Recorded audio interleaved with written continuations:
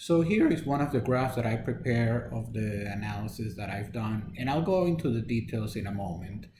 The most important thing that I wanted to show you first is these bars here. What do they represent?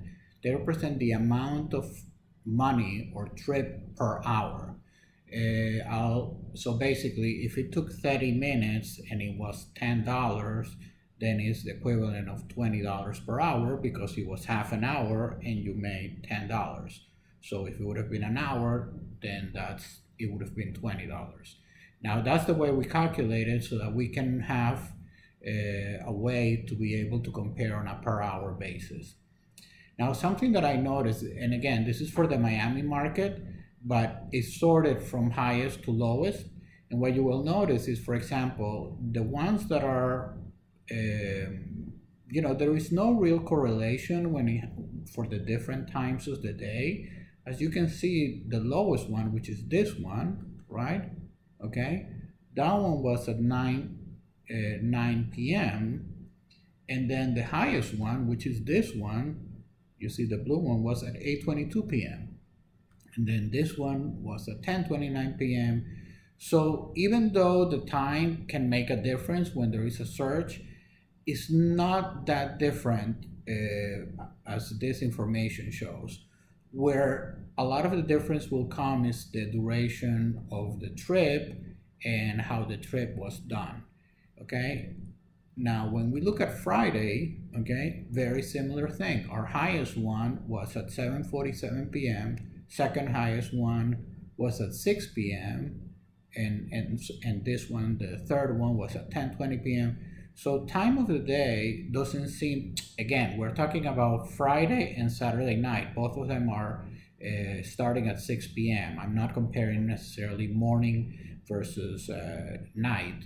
We all know that there is surges during the night, but what's interesting about it is that there doesn't seem to be a big difference when it comes to the time of the night. You can see that a lot of the rates, especially on Friday, are very similar. One more thing, I took out of here the Uber pool, so this is only Uber X. I noticed that Uber pool makes a big difference, and I will do a different analysis for Uber pool separately, so it doesn't make this so complicated.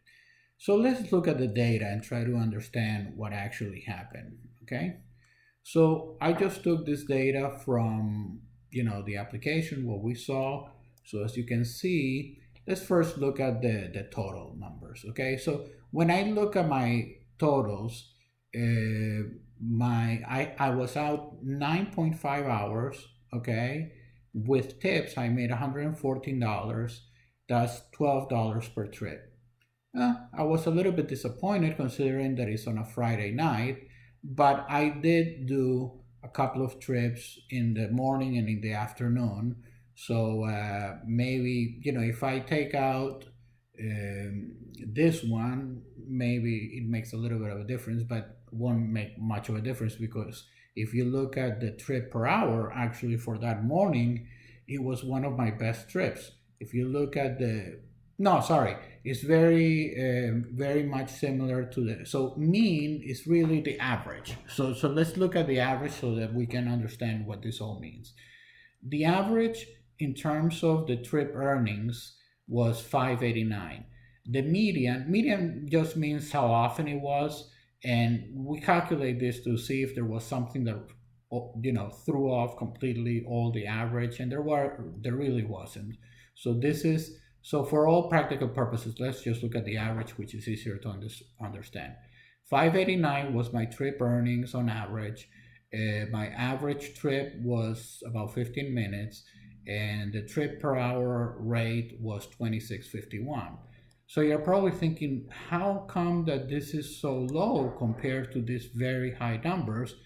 Because what makes a big difference is the time between trips. In other words, the waiting time before one trip to the other. So that takes us to the first conclusion. The most important thing to maximize your earnings is to have as little wait time as possible between one trip and the other.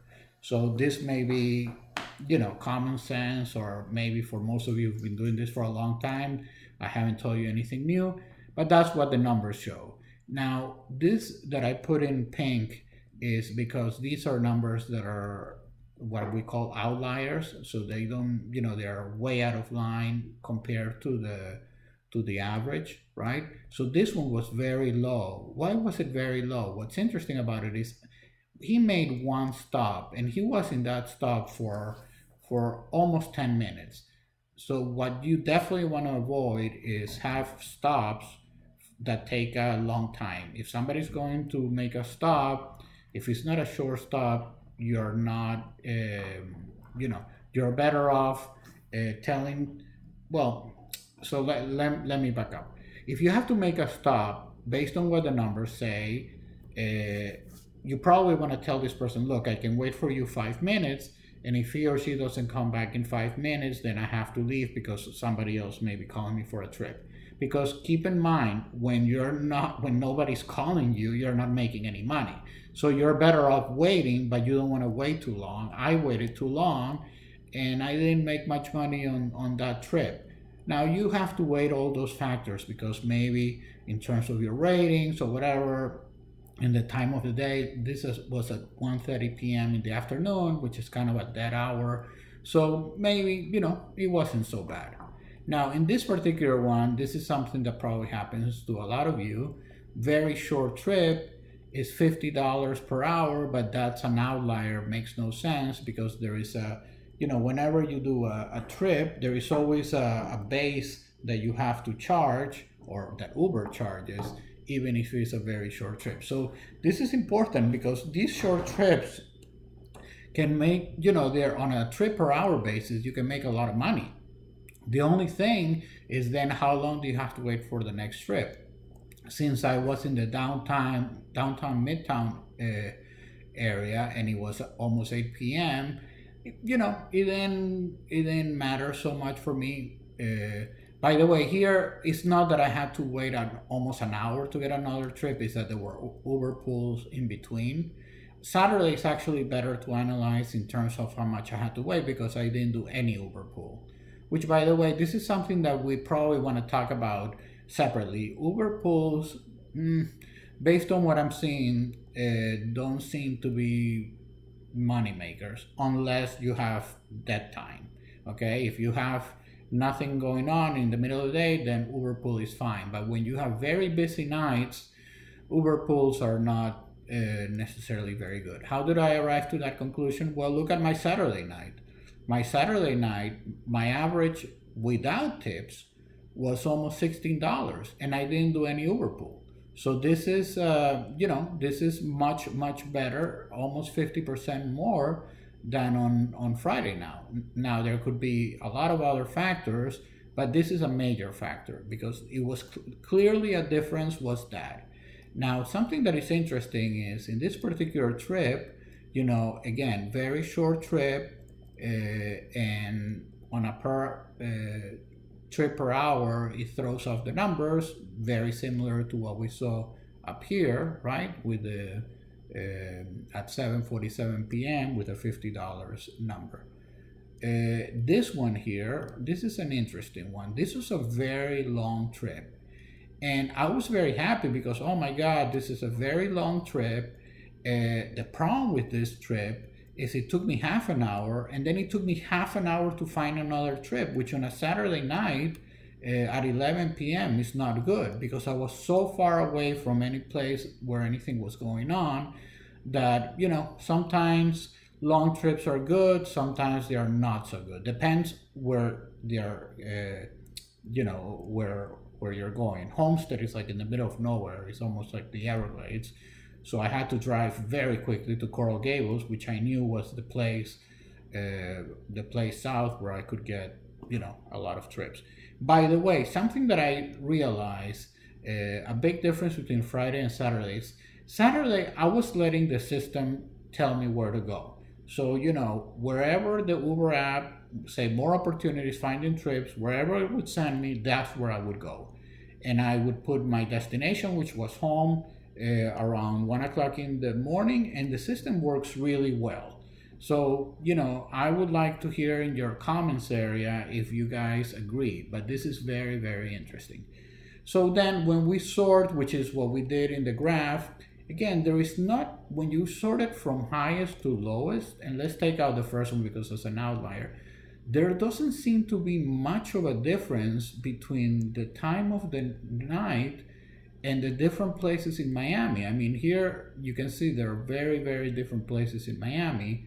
Here is a Fontainebleau Hotel, South Beach.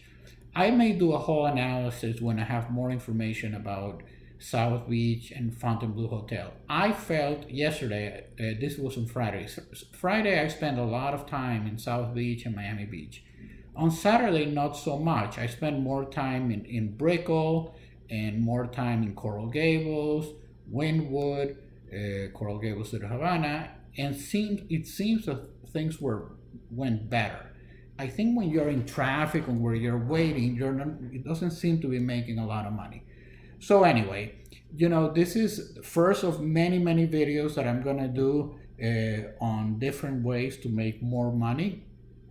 Again, the objective of my channel is to show you with data how to make more money.